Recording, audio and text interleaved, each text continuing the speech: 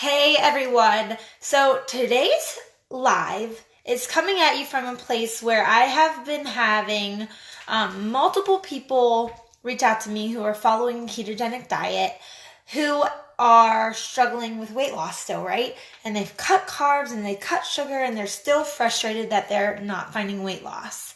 So it had me thinking, like, how can I help?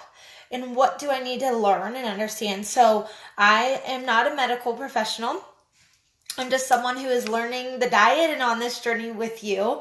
But I did find some information from medical professionals. So if you follow or have not followed, Dr. Berg on YouTube is awesome. He has such great information, and I wanted to share 7 of the things that could kick you out of ketosis. So number 1, ketosis is really hard to attain by yourself with diet alone. You have to fast for a long time, or you have to be so strict on your diet. So it's not just about cutting carbs and sugar out of your diet to get into ketosis, which is it's a function of your body when you're in ketosis where you're actually using your fat as your energy source. So you depleted your body of glucose. It needs to go find an ulterior motive of energy. So it goes to your stored fat. Fat on your body is basically like saved up energy that your body is not getting rid of in case you don't have glucose, right? So when we take carbs and sugar out of our diet and we are left with just fat, our body has to use our stored fat as a fuel source. However, there are so many ways in which we can increase the insulin in our body without even realizing it. We sometimes think that just not eating junk food and just not eating the carbs will help us maintain insulin levels low enough that our body needs to get to our fat as a source of fuel. And that's actually not the case. So there are 7 things that could actually spike our insulin. And when our insulin is spiked and when there's too much insulin, our cells don't use it. Whatever our cells can't use, it's stored as fat, right? So there are 7 things that could spike our insulin and kind of stall your process on this journey of ketogenic lifestyle. Stress. Number 1, stress. So whether you are just super busy, like me, a new twin mom, have a lot going on, going through a house remodel, so many different things happening. Maybe you're someone who's having issue, you just had surgery or something. Lots of things can cause stress, and stress can actually release a hormone in our body called cortisol, and that is a hormone that can cause us to gain weight. Ugh, so bad. So one of the things that I like to do to keep my stress levels down is to work out every day, or at least 4 to 5 days a week. So 30 minutes a day. I love to get a good workout in. It literally, the stress just like flows right out. So that's number 1. Number 2, excessive caffeine. I'm not talking like a large cup of coffee caffeine, but if you're someone that drinks a Mountain Dew and then a tea, an iced tea all day long, the excessive amount of caffeine can activate your adrenaline, right? Which activates insulin. So activating your adrenaline by drinking too much caffeine could activate insulin, increase the insulin in your body, and then your body's now using glucose as a fuel source and not your fat. So you're out of ketosis. Ugh, I don't want that. And I am like a closet confession time. I like Mountain Dew. I drink a diet Mountain Dew, not all the time, but it's a weakness of mine and confession. There, I said it. But it's something that I have not drank as much of because I'll tell you why later. Number 3, bone broth. You would not think bone broth could knock you out of ketosis, but you have to be careful with the amount of protein, and especially whey protein. Your body,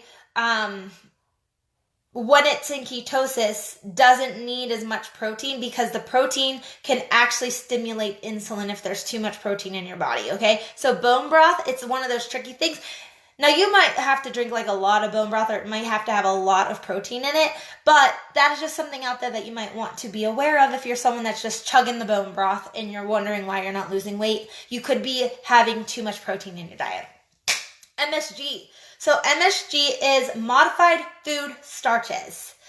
This is something that they use in restaurants all the time, and they trick us and they sneak us, and we think we're eating healthy when we go to a restaurant, and then we wonder why we're not losing weight when we're always going to restaurants and we're still choosing the healthy options. It's because they put MSG into their sauces, into their dressings, and into their really, really delicious meals. So MSG at restaurants, if you're buying food from the grocery store and cooking it at home, you're probably not going to run into this, but if you are eating out at restaurants a lot of restaurants use MSG, and that's hidden and you might not even think about it, and that could knock you right out of ketosis. Okay, number 5, aspartame. Going back to that diet soda, yeah, too much aspartame. It's an artificial sweetener that will knock you out of ketosis. There are better options. So stevia has a glycemic index of 0. Xylitol, monk fruit sweetener, there's some other sweeteners out there that have 0 glycemic index. That's what you really want to stick with if you're doing artificial sweeteners. But try to stay away from Splenda. Try to stay away from aspartame. Those have a higher glycemic index and will spike your insulin. And what do we know? When we have too much insulin in our body, it stores it as fat. 6, excess protein. I kind of touched on this with the bone broth, but that's kind of the difference between keto and Atkins. Atkins was all about protein, but we know that when our body has too much protein and can't break it all down and can't use it all, it just turns into insulin in our body, spikes the insulin. No ketosis for us. And then last would be too many of keto desserts. Stick to just one. Like if you're making fat bombs or if you're making keto chai pudding or something, try to keep it to one serving because again, you are adding those artificial sweeteners in that, and too much of that can spike insulin. So those are 7 things that could knock you out of ketosis without you even realizing it. And if you're following a ketogenic diet but you are not losing weight, chances are you're probably doing one of those 7 things. Good news. So like I said in the beginning, the ketogenic diet is very, very hard to obtain with diet alone because you have to get it down to an exact science, which is usually around 70 to 80% fat,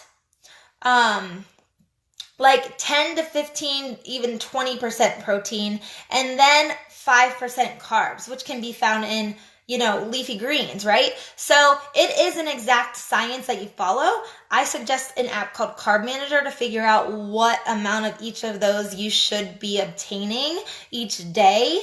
But still, it's hard to get into ketosis. The one thing that I've done that has helped me tremendously is that I drink a pure therapeutic ketone, and it gets your body into ketosis within an hour. I still follow a ketogenic diet. However, if I slack, or if I have the diet soda, or if I have something with MSG in it unknowingly to me, it doesn't ruin, my progress isn't ruined. So the ketones will help with that, and I have sample packs available for anybody who would like to try that as well. So I hope you enjoyed this information. Please follow me at Good Vibe Keto, my Facebook page, and my YouTube channel is out there, and I will be throwing a lot more content like this at you guys. Hope you have a great one. See ya.